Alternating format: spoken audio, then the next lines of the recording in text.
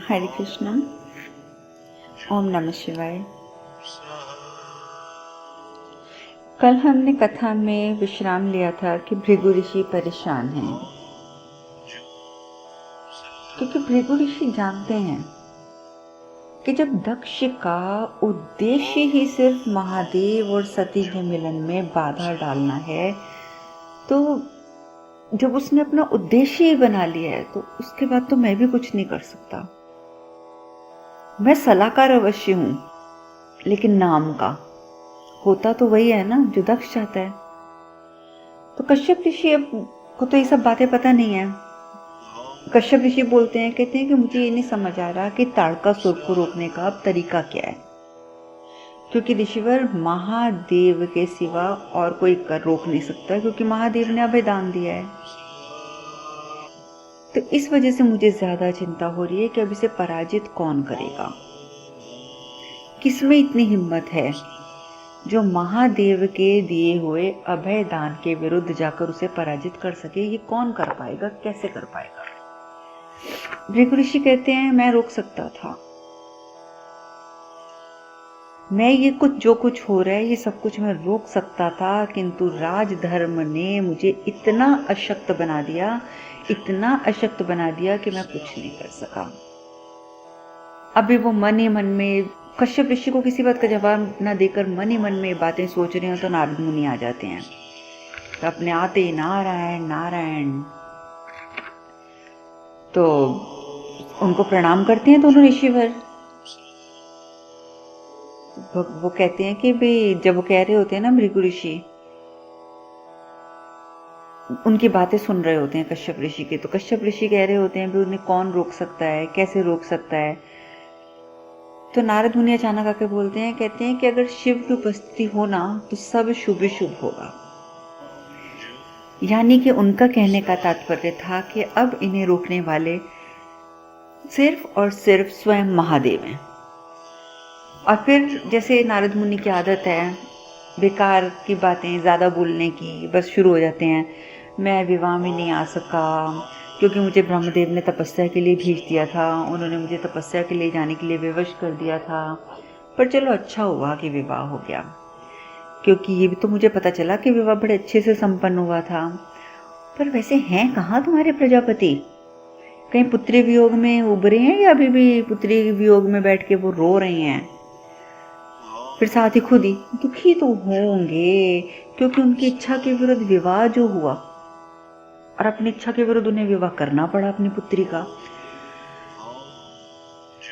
किंतु अब उन्हें प्रसन्न हो जाना चाहिए, प्रसन्न, क्योंकि महादेव ने जमाता बनकर उनकी प्रतिष्ठा बढ़ा दी है। अब देखिए, नारद मुनि एक तरफ तो ये बात कह रहे हैं कि अब तो दक्ष प्रजापति को प्रसन्न हो जाना चाहिए, क्योंकि नारद मुनि कहते हैं कि महादेव ने उनका जमाता बनकर उनकी प्रतिष्ठा पहुंचा दी है।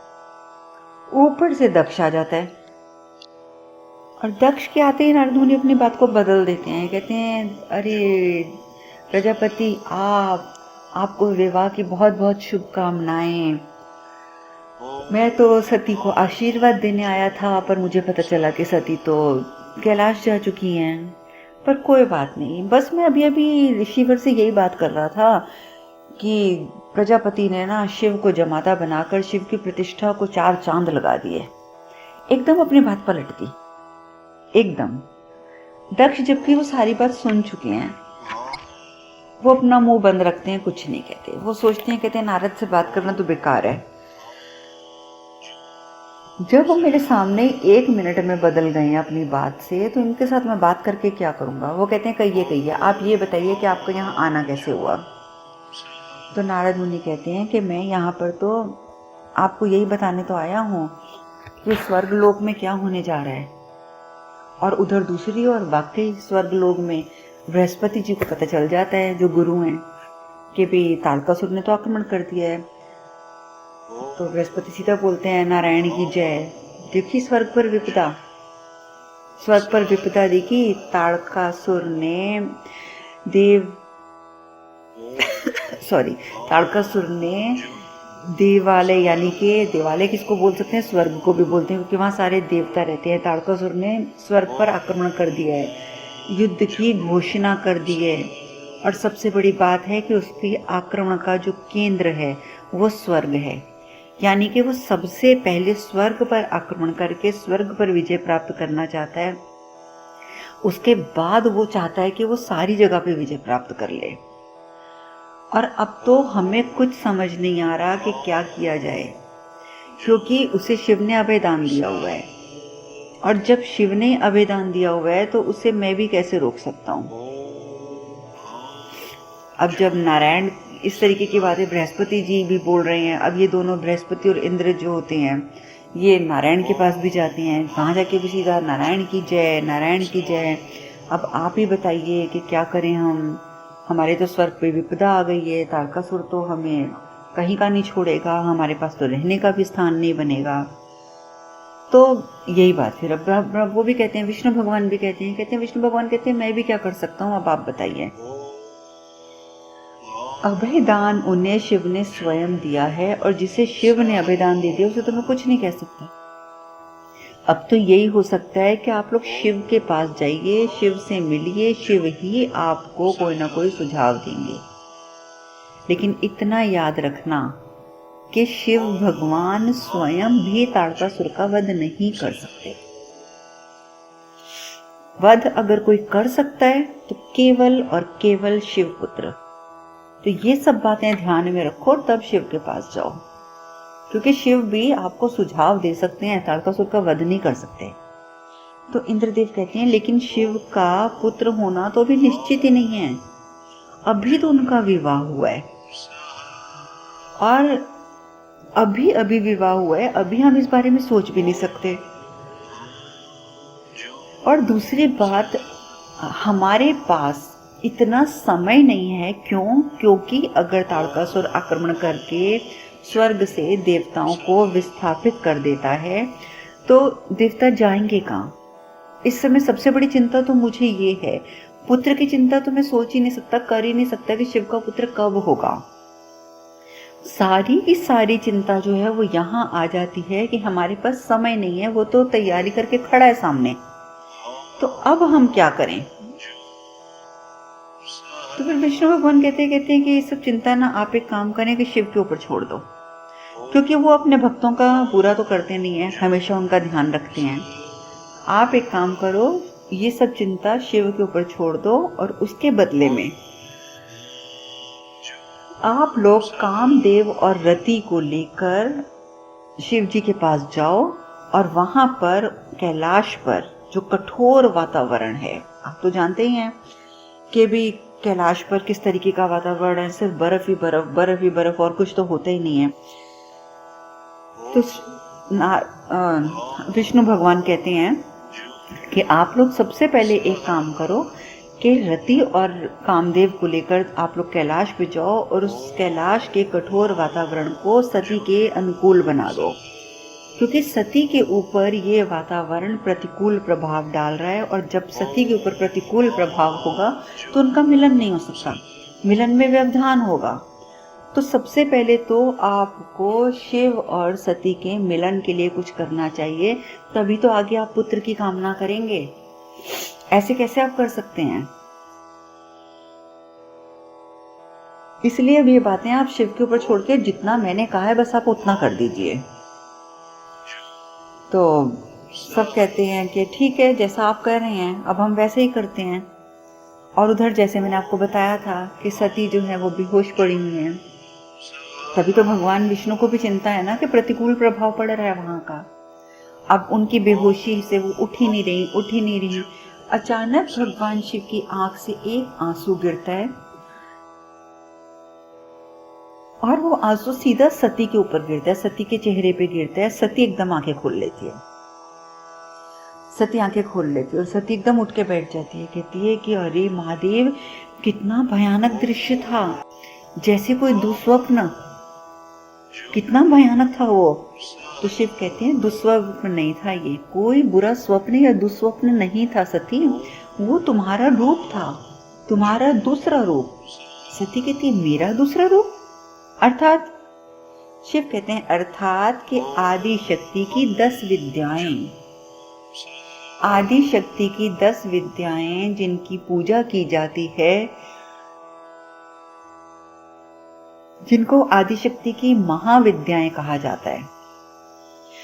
भगवान शिव बोलते हैं कि वो 10 विद्याएं तुम्हें रूप अलग अलग सभी रूपों में नजर आई थी और तुम उन्हीं रूपों को देखकर घबरा गई थी। लेकिन सारे जो भी कुछ हो रहा है यहाँ पर, जैसे तुम्हारा अचानक अचेत हो जाना, तुम्हारा घबरा जाना, जो कुछ भी यहाँ हो रहा है वो सब सिर्फ और सिर्फ इसी वजह से हो रहा है कि तुम्हारे शरीर में अभी उतनी शक्ति नहीं है, तुम्हारा अभी अपने आप से साक्षात्कार नहीं हुआ है। और सबसे बड़ी बात तो मैं तुम्हें बोल दी कि तुम्हारे शरीर में अभी उतनी शक्ति नहीं है, तुम्हारा शरीर अभी सक्षम ही नहीं है। तो इस वजह से मैं बार बार जो कहता था ना, तुम मेरे योग्य नहीं हो, तुम मेरे योग्य नहीं हो, वो मैं इस बात को कहता था और तुम उसे गलत समझती थी। तो सती कहती है कि मुझसे बहुत भूल हो गई है, बहुत बड़ी भूल हुई है कि मैं आपके मना करने के बाद भी उस स्थान पर बैठी। मुझे आपकी बात मान लेनी चाहिए थी, मैं अपनी गलती को स्वीकार करती हूँ। तो शिव कहते हैं नहीं सती, कोई बात नहीं, तुम चिंता मत करो, मैं योग विद्या से तुम्हें यानी कि तुम्हारे शरीर को भी इतना प्रबल कर दूंगा कि फिर तुम सब कुछ सहन कर पाओगे, फिर तुम अपने दूसरे रूप के भी सम्मुख चली जाओगी और फिर तुम्हें कोई भय भी नहीं लगेगा। तो सती कहती है किंतु क्या इतना विकराल रूप के सम्मुख जाना मुझे आवश्यक है? देखिए सती इतना घबरा गई हैं कि उन्हें अपना ही दूसरा रूप स्वीकार्य नहीं है, अपने दूसरा रूप स्वीकार्य नहीं है। कहती है क्या इतने विकराल रूप के सम्मुख जाना क्या आवश्यक है? मैं तो केवल आपकी अर्धांगिनी रहकर ही प्रसन्न हूँ, मैं आपकी अर्धांगिनी हूँ और मैं इसी में बहुत खुश हूँ। क्या आप मुझे इसी रूप में स्वीकार नहीं कर सकते महादेव? आप मुझे क्यों आदिशक्ति बनाना चाहते हैं? तो भगवान शिव कहते हैं कि किसी भी चीज से विमुख होना सरल है सती, किंतु उसके सम्मुख होना अनिवार्य है। हम अगर देखिए, हम लोग क्या करते हैं, किसी चीज से हम घबरा जाते हैं तो हम कह देते हैं नहीं नहीं छोड़ो छोड़ो परे, हम जाएंगे नहीं उसके सामने, हम उसको अवॉइड करना शुरू कर देते हैं, हम उस तरफ ध्यान ही नहीं देते, हम उससे विमुख हो जाते हैं। तो यहाँ पर भगवान शिव हमें यही शिक्षा दे रहे हैं कि किसी भी वस्तु से विमुख होना तो बहुत आसान है, लेकिन असलियत ये है कि हमें हर चीज के सम्मुख होना चाहिए और सम्मुख होना अनिवार्य भी है, तभी हम में शक्तियां बढ़ती हैं। पर साथ ही शिव कह देते हैं आगे तुम्हारी इच्छा। तो सती कहती नहीं नहीं नहीं नहीं नहीं नहीं, मेरा ये मतलब नहीं था, मैं सच कह रही हूँ, मेरा ऐसा कोई मतलब नहीं है, मैं आपकी हर इच्छा पूर्ण करना चाहती हूँ, मैं आपकी हर बात मानूंगी। अगर आप मुझे योग विद्या की दीक्षा देना चाहते हैं तो मुझे वो भी मान्य है, मुझे वो भी मान्य है, मैं वो दीक्षा ग्रहण करने के लिए तैयार हूँ। और उधर जैसे मैंने बताया आपको कि नारद मुनि दक्ष प्रजापति के पास पहुंच गए हैं और अपनी बात से पलट गए हैं। अब दक्ष प्रजापति तो उनकी पहले की बात भी सुन चुके हैं। दक्ष प्रजापति को क्रोध तो बहुत आता है, बहुत क्रोध आता है, लेकिन वो कुछ नहीं बोलते, सिर्फ इतना पूछते हैं आप अपने आने का कारण बताइए, आप यहाँ पर आज अचानक आए हैं, आप अपना कारण बताइए। तो नारद मुनि कहते हैं कि आप जानते नहीं हैं कि देवताओं और असुरों में संग्राम होने जा रहा है, मैं तो आपको अपने साथ ले जाने के लिए आया हूं ताकि आप देवताओं को साथ दे सकें। तो जैसे वो ये बात बोलते हैं तो दक्ष प्रजापति आगे से बोलते हैं, कहते हैं इस संग्राम में मेरा तो कोई दोष है नहीं है, ये संग्राम मेरी वजह से तो हो नहीं रहा, इसमें मेरा तो कोई दोष नहीं है। तो जिसका दोष है ना, तो आप जाओ और जाकर उसी को कहो कि वो अभी इस आपदा का निवारण करे। तो नारद मुनि कहते हैं कि आपका तात्पर्य क्या है, आपका तात्पर्य किससे है प्रजापति? तो दक्ष कहते हैं शिव से, और किससे? जिसे तुम भोलेनाथ कहते हो, वही शिव जिसे तुम भोलेनाथ कहते हो, मैं उसके बारे में बात कर रहा हूँ, जो बिना सोचे समझे वरदान बांटा करता है, कोई भी आ जाए उसके सम्मुख तो उसको उठा के वरदान दे देता है, जिसे देवों असुरों में और मनुष्यों और जानवरों में भेद करना अच्छा नहीं लगता, तो जाकर कहिए ना उसी से, क्योंकि उसी की वजह से युद्ध हो रहा है। तो उसको बोलिए कि जाइए अब संभालिए आकर अपने प्रिय राक्षसों को, क्योंकि राक्षस तो उसके प्रिय है ना। तो अब बोलो अपने शिव को कि संभालो जाके अपने प्रिय राक्षसों को। संभाल पाएगा वो? तो उनको बहुत बुरा लगता है नारद मुनि को। नारद मुनि कहते हैं कि देवताओं के ऊपर इतना बड़ा संकट आ गया है और आप ऐसी बातें कर रहे हो। तो दक्ष कहता है कि इसमें मेरी गलती क्या है? संकट क्या मेरी वजह से आया है?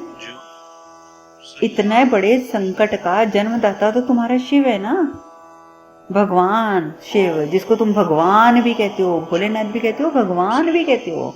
अरे भगवान ऐसे होते हैं क्या? क्या भगवान समस्याएं खड़ी करते हैं? इसने तो समस्या खड़ी कर दी है। और जब समस्या का समाधान तुम्हारा शिव नहीं जानता तो समस्या खड़ा करने की जरूरत क्या थी उसे? मत करो मेरे सामने ये बातें। ओ गॉड, हे भगवान, वो तो नारद मुनि जो होते हैं वो नारायण नारायण, बेचारे घबरा जाते हैं इतनी बातें सुन के। कहते हैं नारायण नारायण, ये आप क्या कर रहे हैं प्रजापति? आप अपने जमाता के लिए ऐसे वाक्य क्यों बोल रहे हैं? इसका मतलब आपने उन्हें अभी तक क्षमा नहीं किया है। नहीं नहीं नहीं, बहुत गलत कर रहे हैं, बहुत गलत कर रहे हैं प्रजापति। इस बात के लिए तो मैं भी बोलूंगा कि ये आप सही नहीं कर रहे हैं, आपको उन्हें क्षमा कर देना चाहिए। अरे नहीं नहीं नहीं नहीं नहीं, नहीं। देखिए फिर मैं गलत कह गया। आप कैसे क्षमा कर सकते हैं? क्योंकि क्षमा करने का अधिकार तो केवल भगवान के पास होता है। आप कैसे किसी को क्षमा करेंगे? अब तो दक्ष को इतना गुस्सा आता है। दक्ष कहता है नारद, क्योंकि एक किस्म से नारद मुनि ने मजाक बना दिया ना कि आप शिव को कैसे माफ कर सकते हैं, माफ तो सिर्फ भगवान कर सकते हैं। अब दक्ष को गुस्सा आ जाता है, कहते हैं नारद मत भूलो कि जब तक मैं शिव को मान्यता प्रदान नहीं करता वो भगवान नहीं बन सकता, उसे कोई नहीं पूजेगा, वो एक अघोरी है, अघोरी। मेरी पुत्री से विवाह करने के बाद भी उसका स्थान वही है जो विवाह से पूर्व था। वो पहले भी अघोरी था, आज भी अघोरी है। जाइए जाइए नारद जाइए, इस संग्राम का नेतृत्व तो अब महादेव ही करेंगे, मैं नहीं करूंगा, और प्रजापति उसमें किसी भी हालत में सम्मिलित नहीं होंगे। और इस प्रकार से कह के पांव पटकता हुआ प्रजापति अपने कक्ष से बाहर निकल जाता है। नारद मुनि भी चले जाते हैं, क्या करें। और उधर दूसरी ओर कैलाश पर अब सती को जब होश आ गया है तो नंदी कहते हैं कि चलिए माता, मैं आपको सरोवर दिखा के लाता हूँ कि सरोवर कहाँ पर है। तो सती कहती है कि चलो। सती को वो सरोवर के पास ले जाता है नंदी और जाके बोलते हैं कि देखिए ये मानसरोवर झील है, आप इसमें स्नान कर लीजिए, क्योंकि आपके स्नान के लिए ये स्थान जो है बिल्कुल ठीक स्थान है। आप स्नान करो, मैं आप कुछ समय के पश्चात आकर आपको अपने साथ ले जाऊंगा। ये कह के अब सती क्या जवाब देती? सती गर्दन हिला देती है, ठीक है, और नंदी वहां से चले जाती हैं। अब सती वहां के लिए खड़ी परेशान, उसको समझ ही नहीं आ रहा इस खुले स्थान पर मैं कैसे नहाऊं। ना मेरे पास वस्त्र हैं, ना मेरे पास नहाने की सामग्री है, ना यहाँ आसपास कोई चार दीवार बनी है, मैं नहाऊं तो नहाऊं कैसे। तो उसी समय शिव आ जाते हैं, क्योंकि शिव तो सबकी मनस्थिति जानते हैं ना, वो समझ जाते हैं कि सती के मन में क्या चल रहा है, वो तुरंत उपस्थित हो जाते हैं वहां पे। तो जैसे ही शिव आते हैं तो सती कहती है कि मैं ना यहाँ खड़े होकर ये सोच रही थी महादेव कि मैं स्नान अगर कर भी लूँ तो मेरे पास तो वस्त्र ही नहीं है, मेरे पास स्वच्छ वस्त्र और है ही नहीं, क्या मुझे स्नान करके अपने यही वस्त्र पहनने पड़ेंगे। तो भगवान शिव अपना हाथ आगे करते हैं और नए वस्त्र आ जाते हैं हाथों में। वो नए वस्त्र सती को देते हैं और कहते हैं जाओ सती, अब जाकर स्नान करो, मैं यहीं पे खड़ा हूँ, तो स्नान कर लो, स्नान के पश्चात मैं तुम्हें आज योग विद्या की दीक्षा दूंगा। तो अब सती को भी आसरा हो जाता है ना कि चलो शिव यहाँ पे खड़े हैं। सती जाती हैं, स्नान करती हैं, स्नान करके जो वस्त्र भगवान शिव ने दिए थे वस्त्र धारण करके आती हैं। तो जैसे ही वो आती हैं तो कहती हैं कि मैं अब, शिव कहती हैं, सिर के ऊपर हाथ रख लेते हैं सती के। सती के सिर पे हाथ रख के बोलते हैं कि मैं अब तुम्हें योग दीक्षा देने लगा हूँ, आज मैं शुरू कर रहा हूँ, तुम धीरे धीरे आंखें बंद करो। सती धीरे धीरे आंखें बंद करती है, उनका हाथ सर के ऊपर होता है। शिव कहते हैं कि अभी शक्ति प्रवाहित होगी, और वाकई शिव के हाथों से शक्ति प्रवाहित होकर सती के सर के द्वारा अंदर, जैसे हमारा सहस्त्र चक्र होता है, वहां से वो शक्ति अंदर प्रवाहित होनी शुरू हो जाती है। फिर वो कहती है कि सती अब धीरे धीरे आंखें खोलो।